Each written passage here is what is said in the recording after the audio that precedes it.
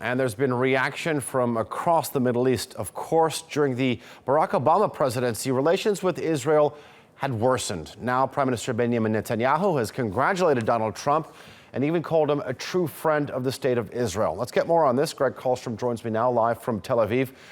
Gregg, when you look at the comments coming out of the Israeli Prime Minister, he said it was a true friend of Israel. Certainly pretty much a 180-degree change compared to the Obama administration. Do you think Netanyahu is pleased with the result? Well, it was a turnaround from what he said about Obama in recent years. I think Netanyahu historically has liked working with Republicans. He thinks that they're going to be less critical of Israel when it comes to human rights and the occupation and issues like that. But on the other hand, Trump did go out on the campaign trail and say a lot of pro-Israel things. He's promised to move the U.S. embassy from Tel Aviv to Jerusalem.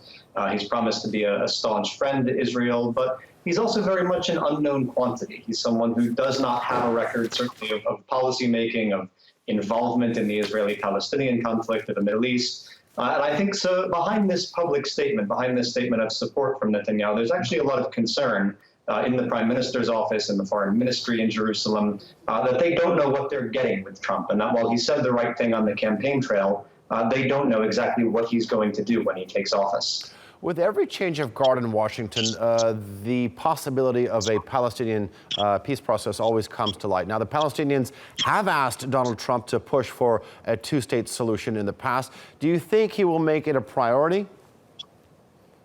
I don't think he will. I mean, it's hard to say, again, because this is not someone who has a track record in policymaking. This is someone who constantly reversed himself on the campaign trail.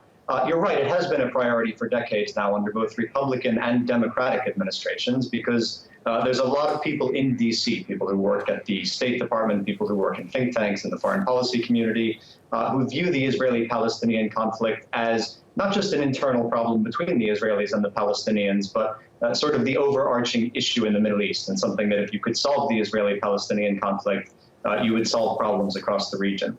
For Trump, I think what we've heard, not just on the Middle East, but in general, is that he doesn't want the U.S. to be involved in internal issues. He doesn't want the U.S. to sort of play the world's policeman. He wants to take a much more almost isolationist approach to foreign policy.